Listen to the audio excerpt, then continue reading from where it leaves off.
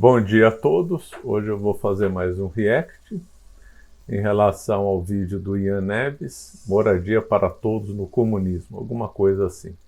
Que foi um corte do Deriva Podcast, né? Vamos ver se vai ser tão divertido como aquele que eu fiz do Homem da Camisa Vermelha. Vamos lá. O mecanismo que permite a exploração principal do capitalismo é a propriedade privada. E aí, vamos lá, o que é propriedade privada? Vamos entrar nesse mérito, né? Propriedade privada não é o seu Corsa, não é a sua casa. Propriedade privada para os marxistas tem uma definição bastante específica. A propriedade privada é... que ele vai começar com aquela lenga-lenga de propriedade, fruto de industriais ou grandes agricultores. Ai, que coisa cansativa, gente. Bom, para explicar isso daí, vamos deixar para depois, né? A livre disposição do trabalho de outra pessoa. Essa é uma definição abstrata. Essa definição sequer é do Marx, é uma definição dos economistas liberais. O que isso quer dizer? Quando nós estamos falando de propriedade privada, nós estamos falando da propriedade privada dos meios de produção, dos meios do trabalho.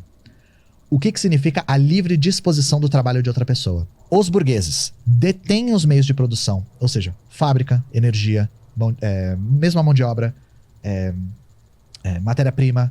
As pessoas que trabalham não têm acesso às ferramentas necessárias para produzir. E aí a burguesia, por ter a propriedade privada desses meios, controla a força de trabalho do proletariado.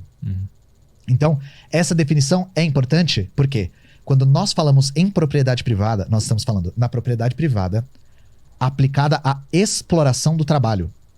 A propriedade privada de fábricas, de terra, mesmo de uma certa forma, de imóveis, que é uma transferência também do trabalho alheio para si. A propriedade privada, para ela se tornar propriedade privada nos nossos termos, e o que a gente quer abolir é deter os meios de produção e aplicá-los para explorar o trabalho de outra pessoa. Como o imóvel cai nessa característica? Se você detém, por exemplo, os imóveis e você aluga para pessoas, você está apenas alugando o espaço e a pessoa está te pagando. Ela está transferindo o trabalho dela para você. Ela ganha dinheiro com o trabalho dela e ela transfere para você. Por quê? Porque você detém aquele meio. Mas ela não trabalhou para ter aquele imóvel? Isso tá para além da questão. A questão é, mesmo se a pessoa trabalhou para ter um meio de produção, isso não justifica ela utilizar esse meio de produção para explorar outras pessoas. Porque isso entra num argumento de mérito. Uma vez que eu trabalhei para ter esse meio de produção, eu tenho o direito de explorar as outras. A do meio de produção de algum produto, de um carro, da terra, eu consigo acompanhar a lógica. Do imóvel eu não consigo entender ainda. O imóvel, ele é uma coisa que confunde muitas pessoas, porque quando a gente fala em propriedade privada, porque casa tem titularidade, né? Você tem o título da sua casa é própria, as pessoas acham que todas as casas vão virar do Estado. Primeiro, não vai virar. Segundo, não virou. No caso da União Soviética, por exemplo, a maior parte das pessoas não tinha casa própria na Rússia antes.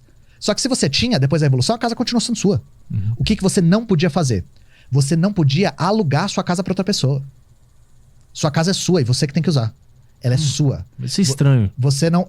Porque se você aluga sua casa para outra pessoa, você tá explorando o trabalho dela. A pessoa trabalha, ganha dinheiro e E aqui ele fez um grande erro. Na realidade, a propriedade na União Soviética, logo depois da Revolução de 1917, foi inteiramente abolida. Em 1918, Lenin aboliu totalmente toda a propriedade privada, prédios, casa das pessoas, foi totalmente confiscada pelo Estado. O que aconteceu é que em 1921, o Lenin percebeu que o comunismo, também chamado comunismo de guerra, porque estava em guerra, né, não deu certo, ou seja, economicamente o comunismo foi um fracasso completo. E aí o Lenin fez a nova política econômica, que aliás é uma coisa que os comunistas querem esquecer, porque demonstra que o próprio Lenin reconheceu que o comunismo como tal foi um fracasso. E aí na NEP o Lenin reintroduziu mecanismos de mercado e de propriedade. Inclusive foi criticado pelo Trotsky por causa disso. Só que essa coisa do NEP, conforme eu falei, os comunistas odeiam lembrar, porque realmente voltou uma certa economia de mercado na União Soviética, pequeno negócio, os grandes negócios ficaram na mão do Estado. E o que aconteceu isso em relação à propriedade privada? Eles devolveram, o Estado devolveu o que tinha roubado das pessoas que tinham pequenas casas, ou pequenos pedaços de terra, grandes prédios, pessoal que tinha muitos imóveis, isso daí continuou perdido, né? O Estado roubou dessas pessoas essas propriedades. Roubo é a palavra certa. Se você tem uma propriedade, desde que você não tenha roubado, e alguém lhe tira, isso é roubo. Então o Estado socialista é um Estado ladrão, essa que é a verdade, né? Mas aí houve a devolução dessas pequenas propriedades, só que havia, curiosamente, um direito à metragem quadrada. Isso aí não é gozação, não. Então, os operários tinham direito a 4,9 metros quadrados. Depois, se a pessoa fosse numa escala social mais superior, né, ou se pertencesse à nomenclatura, etc., podia ter até 6,9 metros quadrados ou até mais, né? A turma da nomenclatura de Moscou não só podia morar em apartamentos confortáveis, como tinha direito às dachas, né?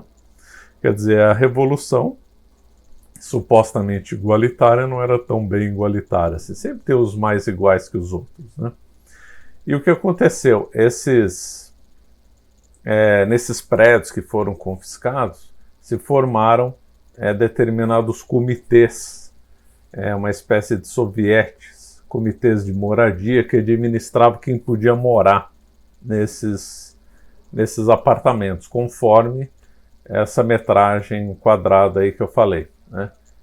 Vamos arredondar para 5 metros quadrados por pessoa, se a pessoa fosse operária. É claro, se você tivesse contato com os comitês e você fosse um comissariado, você escolhia o melhor apartamento para você, óbvio, né?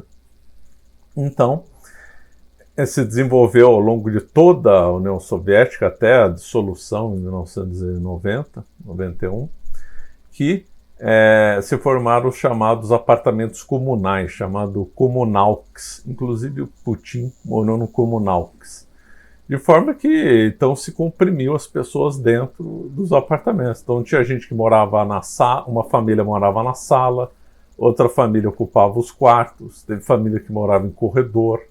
Então, por exemplo, um apartamento de 30 metros quadrados podia ter, portanto, 6 pessoas. Então, se uma família fosse 3 pessoas, tinha que conviver com uma outra de 3 pessoas. Vamos supor que alguém, quando as propriedades privadas voltaram, né, depois do roubo de 18, a partir de 1921, a pessoa tinha 30 metros quadrados. Não, ele tinha que ceder 15 metros quadrados para outra família, se fosse 3, né? Era chamado o princípio da autocompressão, ou Samou-Plotnitzer, se não me engano, um nome assim. Então ele tinha que abrir espaço para outras pessoas, né?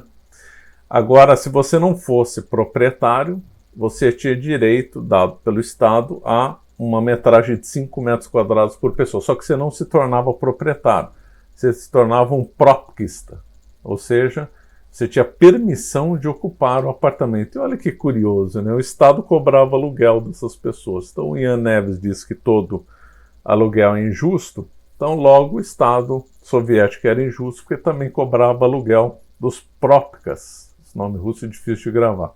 Então o Estado soviético cobrava aluguel dos propkas. Em 1926, 46%, né, da população morava em propriedade privada e os outros, o Estado fazia esse rearranjo, conforme eu falei, conforme os comitês de moradia, e cobravam aluguel, né?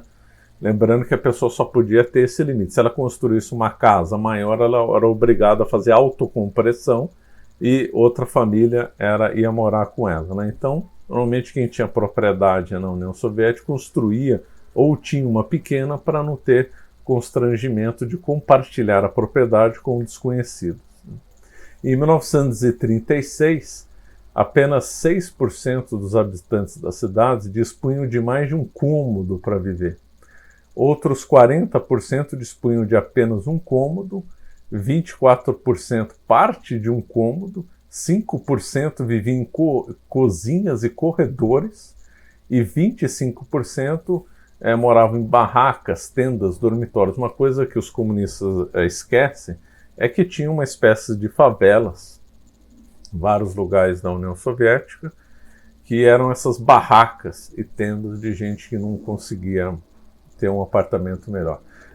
O Propkas podia requerer um apartamento melhor, outra localização, só que isso era extremamente burocrático e demorava aí mais de 10 anos para a pessoa conseguir alguma coisa melhorzinha. Então é muito longe do paraíso imaginado pelo Ian Neves, né? Essas comunalks era coisa da vida dos russos, aí dá para pesquisar, ridículo, né? Conforme eu falei, até o próprio Putin vivia num desses. Apenas 6% tinham direito a grandes apartamentos ou melhores, que era a turma da nomenclatura, né? Da elite soviética, né? Então, o mito do igualitarismo, o mito que o Estado vai ser um bom gestor, etc. Tudo uma palhaçada, né? Bom, vamos lá. Transfere pra você pelo direito de poder morar na casa que você tem. Mas não é uma livre negociação entre duas pessoas? Eu aceito te pagar pelo imóvel que tu tem e eu quero morar lá. O quão livre é se você não tem escolha? Ou você paga esse aluguel ou você mora na rua. Isso é uma livre escolha? E aí o que aconteceu? Mas é que não é assim, né? Ou paga esse aluguel ou moro na rua. Eu não tenho escolha. Eu moro de aluguel, por exemplo, né? Eu imagino que muita gente assistindo mora de aluguel também. Sim, eu também moro de aluguel. A questão é, as pessoas que detêm a propriedade privada dos imóveis cercam isso de maneira que você não tem opção a não ser pagar o aluguel para essas pessoas. Porque a maior parte das pessoas não consegue ter casa própria. Não consegue comprar a própria casa, né? Tem que financiar em muitas prestações e tal. É aluga do banco, né? Acaba alugando do banco. Também, o banco, mesma coisa, né? O banco lucra muito em cima disso. Uhum. E aí, a ideia é acabar com esse tipo de exploração do trabalho. Pois é, mas eu tô pensando na mulher que é a dona da casa que eu alugo. Eu não consigo ver ela como essa exploradora. Aí, isso é uma coisa importante. Eu lembro que você perguntou pro Gustavo, eu fiquei pensando se eu exploro alguém, né? A gente não tá fazendo juízo. Não é juízo de valor. Não é falar assim, você é malvado porque você explora. A gente tá descrevendo uma dinâmica, tá? Uma dinâmica entre a transferência do fruto de trabalho de uma pessoa para outra, através do mecanismo da propriedade privada. A questão é, eu não tô fazendo juízo de quem aluga imóveis, gente. É bom deixar isso claro. De novo, ele faz esse joguinho. Isso aí não é um juízo de valor, isso é uma dinâmica, não sei do quê. Então ele fica, quando interessa, aí existe o juízo de valor. Quando não, é menos uma dinâmica de não sei do quê. Se a pessoa trabalhou a vida inteira, compra um imóvel e aluga ele pra poder ter uma aposentadoria, normal. Isso acontece direto. Não sei se é o caso da pessoa que aluga a casa pra você, mas acontece muito. Pessoas mais velhas trabalharam, aí eles compram imóveis e alugam os imóveis pra ter uma espécie de aposentadoria extraoficial, digamos assim. A gente almeja uma sociedade no qual isso não seja necessário. Que as pessoas tenham acesso a uma aposentadoria digna. Mas não seria melhor uma sociedade onde todo mundo tem a possibilidade de construir a sua casa e ter outra e poder alugar para alguém que está começando a vida agora e essa pessoa trabalha também e aí constrói a sua casa? Não é melhor que todo mundo possa fazer isso se quiser? Eu dou o exemplo do que aconteceu nos países socialistas, né? E aí eu vou argumentar para você que é muito melhor. O que eles fizeram? Algumas pessoas tinham suas casas. Só que usufruir dessa propriedade da sua casa para alugar para outra pessoa ficou terminantemente proibido.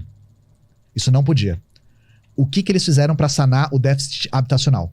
Primeiro, eles desapropriaram as grandes mansões da burguesia e da aristocracia. Desapropriaram. Então você tinha um prédio de 2 andares, não tem mais. Não é mais seu. Indenização? Não teve indenização. Foi com violência mesmo, sabe? Do dia pra noite você perdeu o seu título. Agora é estatal. Pô, isso é uma loucura. Fizeram isso em um dia. No dia seguinte da Revolução. Prédio pra cima de X andares. Não é mais seu, agora é do Estado. E aí, o que eles fizeram?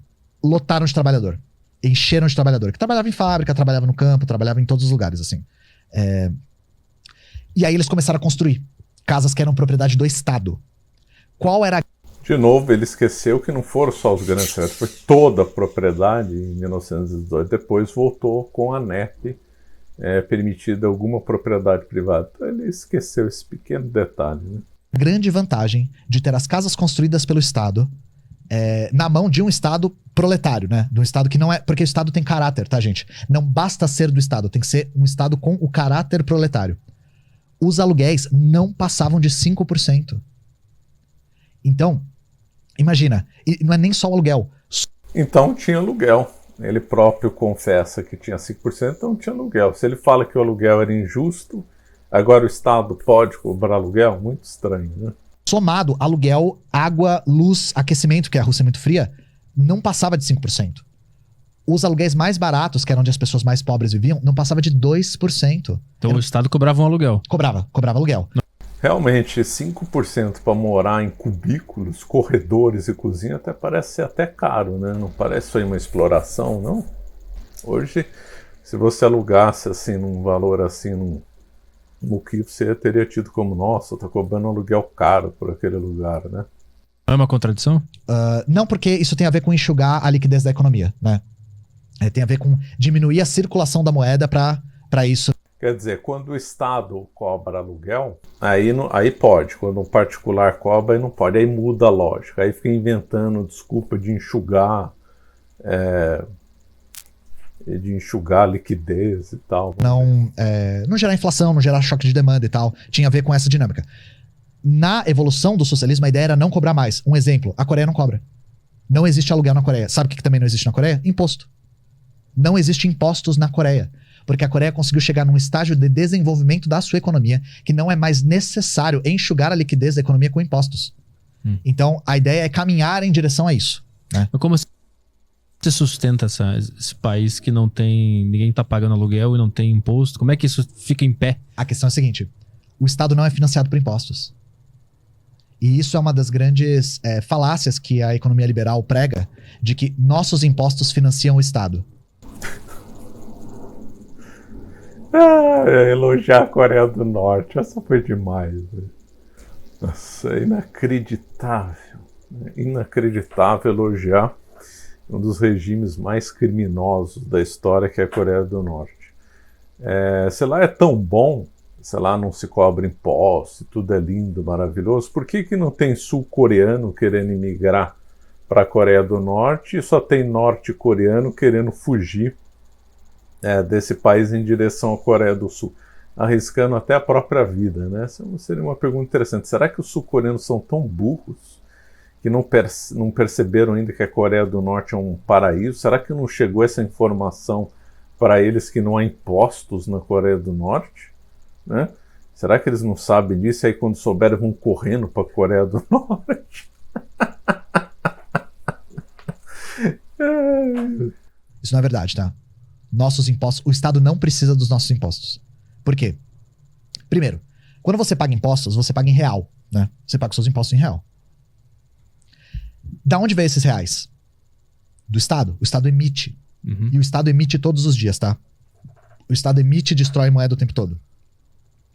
Então, para que existam reais em circulação, para que você possa pagar os seus impostos em reais, o Estado tem que primeiro emitir esses reais. Então, primeiro o Estado emite. Depois ele cobra. Pega de volta depois. O Estado primeiro emite a moeda a moeda fiduciária, que é a moeda, que é a moeda baseada em confiança, né, no Estado.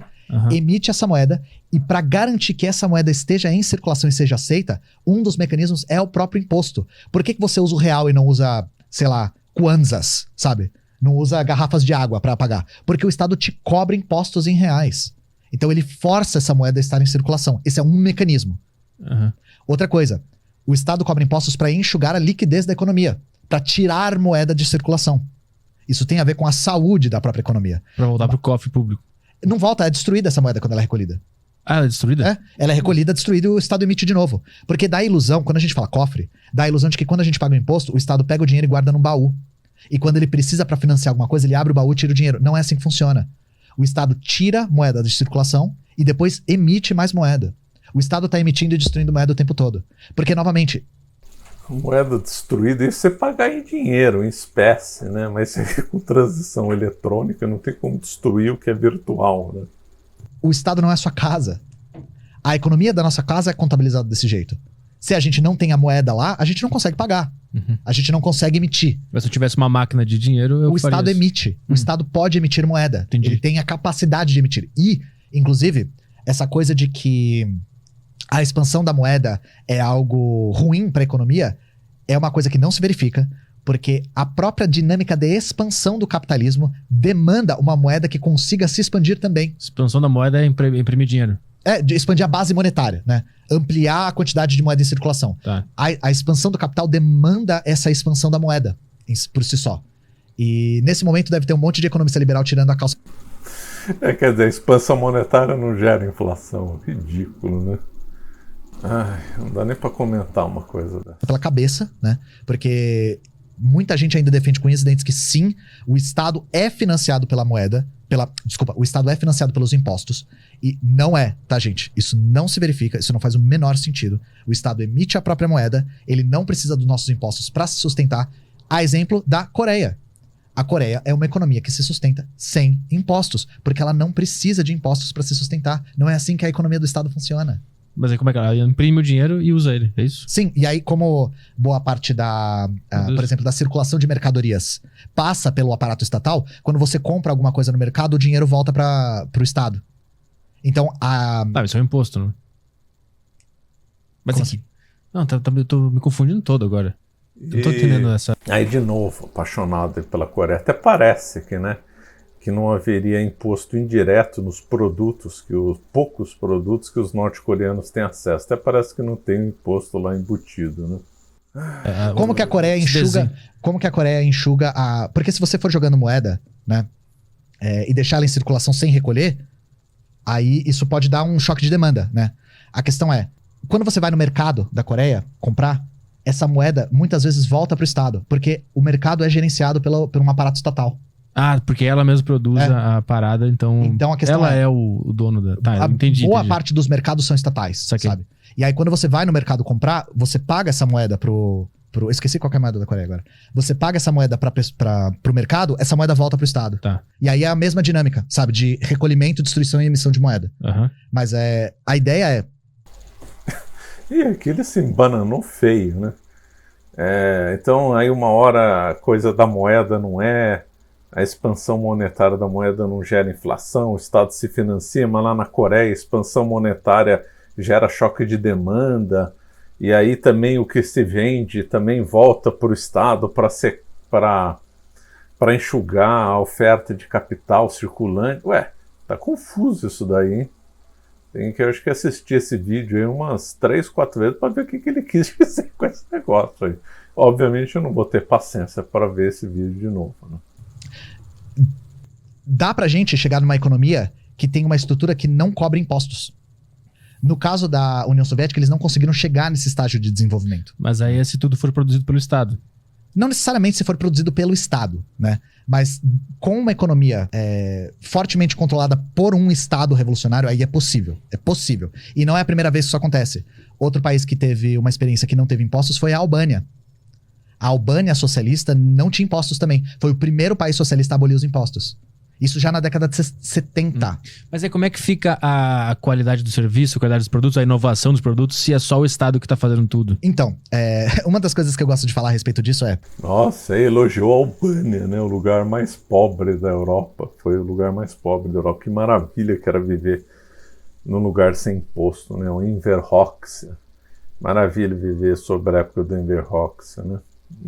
Beleza. Se a gente não tiver incentivos econômicos, não se faz mais ciência. Gente, vocês já conheceram um cientista no Brasil? Me dá uma razão pra ser cientista no Brasil.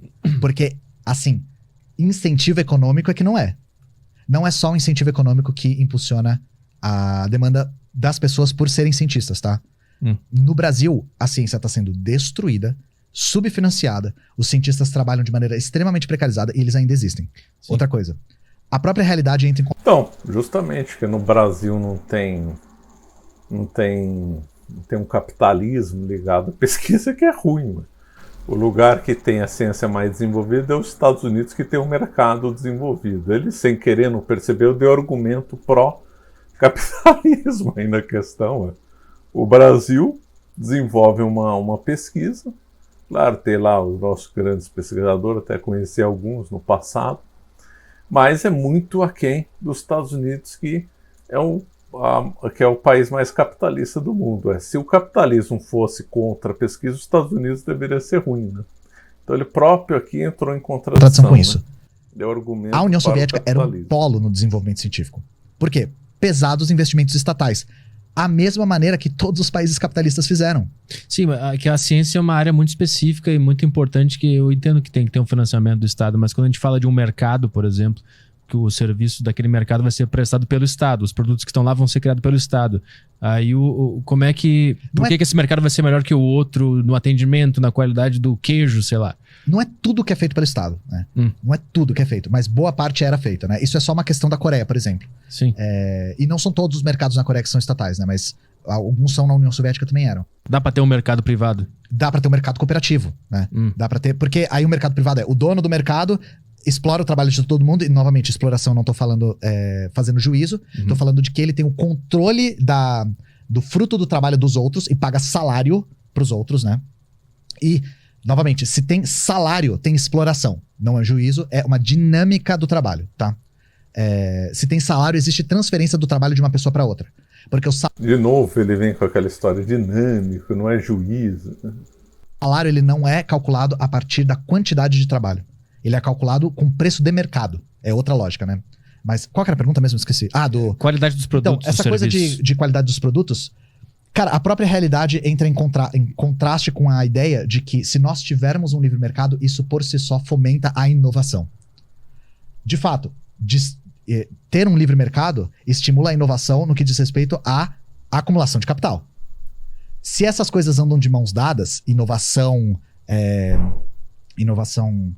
técnica e demanda por acúmulo de capital, eu ainda acho difícil de acreditar, porque, novamente, nas experiências socialistas, no qual essa dinâmica de acumulação de capital sequer era possível, nós vimos um avanço na qualidade do fornecimento dos serviços mesmo, e na qualidade da própria mão de obra através de outras dinâmicas. Então, por exemplo, uma das maneiras de fazer com que a qualidade do trabalho subisse... Viu uma qualidade excelente, né? Os russos tinham que entrar numa fila de não sei quantos anos para comprar um Niva, comprar... outro carro, né? O Niva chegou a ser vendido no Brasil, nem a Lada chegou a se instalar aqui. Então, quem quisesse comprar lá um Niva tinha que ficar esperando, sei lá, 3, 4, 5, 6, 10 anos para comprar. É um carro realmente é impressionante aí a qualidade dos produtos soviéticos, a dinâmica. As televisões na União Soviética eram famosas por explodirem, né? De repente está lá assistindo um programa ruim da estatal, e aí, de repente, o negócio explode. É uma beleza, né? Uma maravilha isso daí. Qualidade lá na União Soviética, vimos que era tudo uma maravilha, né? Já vista Chernobyl, né? A usina nuclear lá causou o maior desastre da história. Se o progresso científico lá era uma maravilha, se tudo era tão bem feito, por que ocorreu Chernobyl, né? Curioso isso, né? Acho que o povo aí está com um certo problema aí de lógica ou de estudo de história, né? Vai saber. Ou os dois. Era remunerando o trabalhador de maneira adequada. Porque uma das coisas que no capitalismo a gente não consegue observar é: não importa o quanto você trabalhe no seu trabalho assalariado, você pode nunca subir, você pode nunca ser recompensado. É aquela coisa de não trabalhe mais do que você deveria, porque você só vai acumular trabalho e não vai ser recompensado, sabe? Sim. Não ofereça ajuda porque alguém pode aceitar. É aquela coisa. Uma das coisas que a União Soviética fez foi: vamos tentar recompensar quem trabalha duro. E aí, só que isso na dinâmica do trabalhador e não do proprietário. Então, nós tivemos movimentos importantíssimos.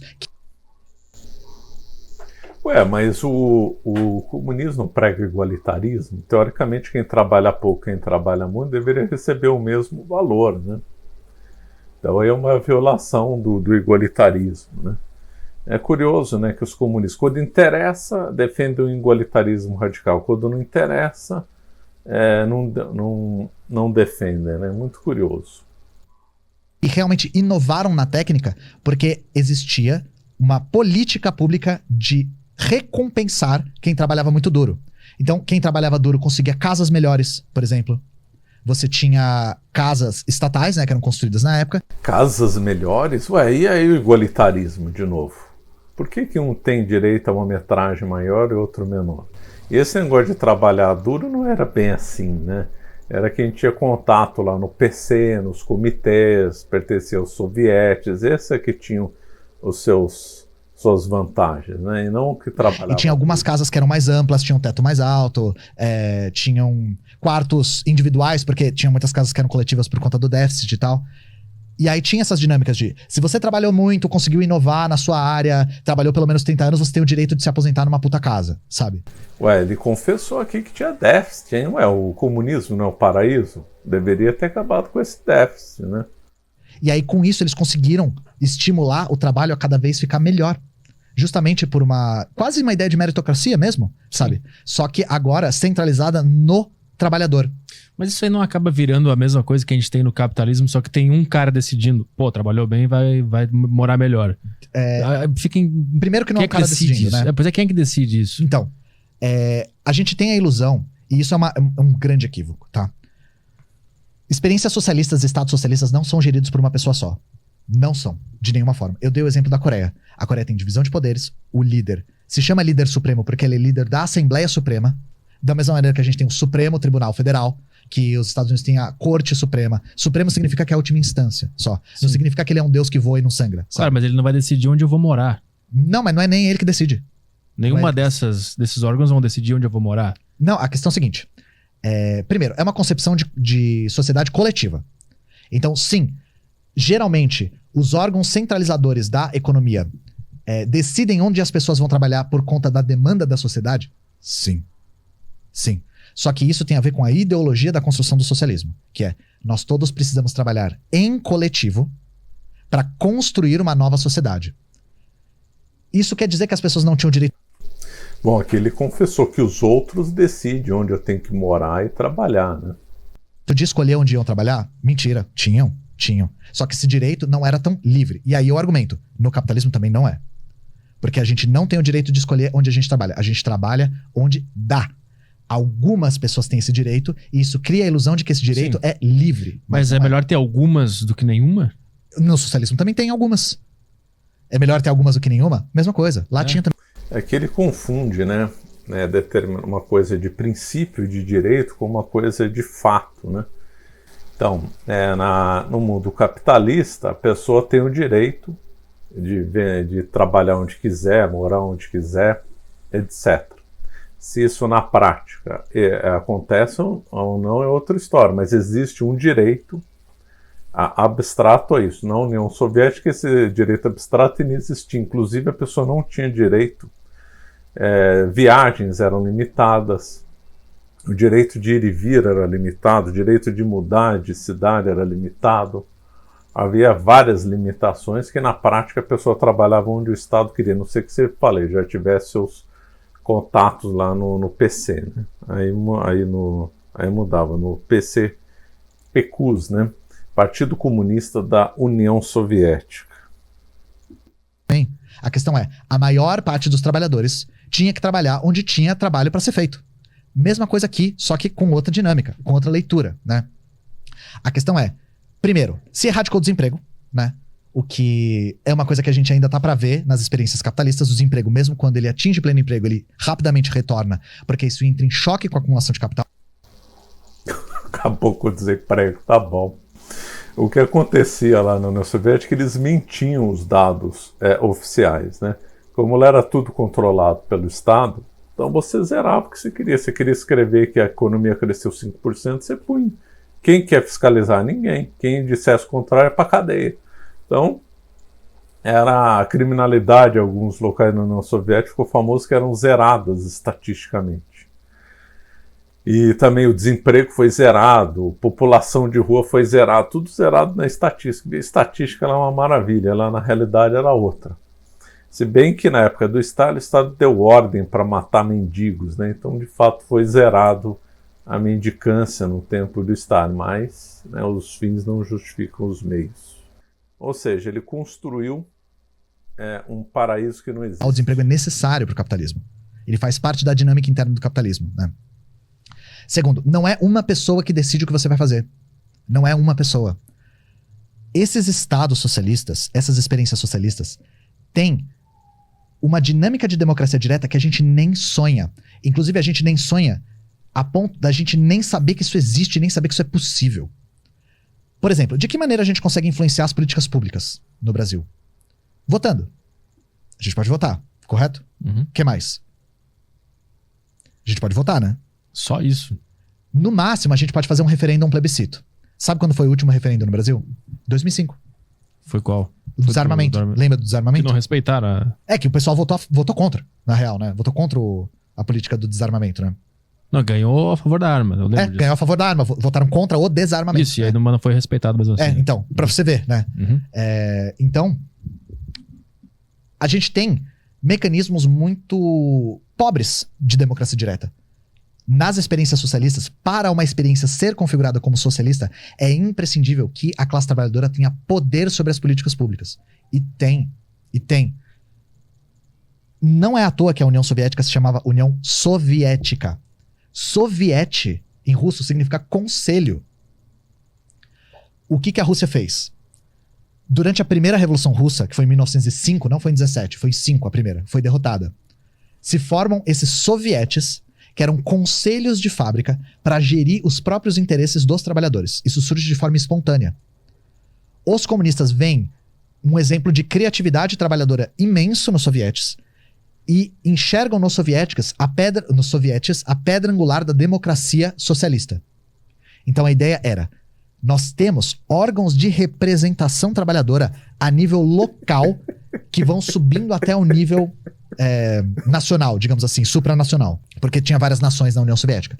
Então, nós tínhamos os deputados operários eleitos a nível local, que representavam seus interesses. Eles eram eleitos, por sua vez, a nível regional, depois nível distrital, até chegar no Soviete Supremo. Então, a demanda vinha de baixo para cima mesmo. As pessoas tinham a capacidade de influenciar as políticas públicas de maneira cotidiana. As pessoas eram convidadas a participar da política de maneira cotidiana. É duro, gente. É duro ver essas coisas. Primeiro, ele já errou, né? Democracia direta é aquela que você exerce seu poder político de forma sem intermediário, sem representado, sem mandatários, sem representantes. Isso aí, na realidade, foi muito raro na história. Teve alguma coisa na Grécia Antiga e na Suíça. Na Suíça, nos cantões, às vezes se reuniam as pessoas na praça, alguns, não todos, vilarejos menores, e as pessoas votavam lá na praça, mais ou menos como aconteceu em alguns locais na Grécia. A partir do momento que você tem representação, deixa de ser democracia direta, passa a ser indireta. Então, na realidade, ele faz aí um jogo de palavras para proteger o comunismo, mas isso aí não é verdade. O comunismo não era, mas supostamente, se os sovietes funcionaram, era ainda democracia indireta, na qual você apontaria seus representantes. Mas, na realidade, como que acontecia? Esses sovietes eram uma elite. Era uma elite que aí tinha as vantagens, conforme eu falei, morava melhor, escolhia os melhores trabalhos, etc. e tal. Quando os operários votavam no soviete, vinham com listas prontas, com pouca liberdade para você votar. Em Cuba é assim, Cuba teoricamente tem eleição, mas você é vinculado ao que o PECUS, né, o que o Partido Comunista indica. Então o Partido Comunista, o Partido Único da União Soviética, indicava lá as listas, né, para todo mundo votar. Então você era vinculado a essas listas. Se você não votasse, você era preso, ou então a lista era só votava um nome ou dois nomes, os dois nomes tanto faz, era indicado pelo Partido Comunista. Se tivesse alguma liberdade, você era obrigado a votar daquele jeito, senão você podia ser preso. Então era assim, era uma maravilha essa liberdade de escolha que havia nos sovietes, né? E aí depois é ridículo achar que tem democracia. Depois, quando chega lá em cima, o Soviete Supremo mandava em tudo, né? O Stalin mandava como queria, o Khrushchev mandava como queria, o Brezhnev mandava como queria, né? Então, ridículo esse negócio de ver escala, democracia, isso tudo é uma palhaçada, gente. Coisa ridícula. Cotidiana.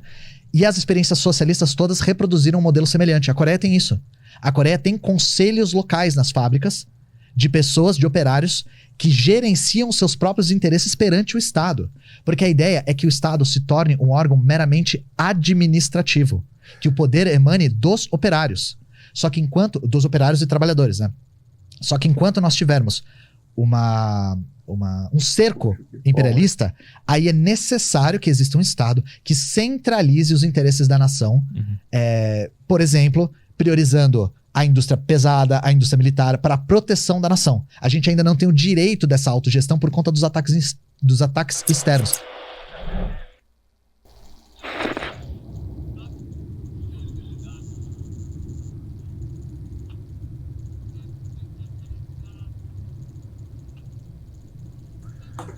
Ai, olha, dá um...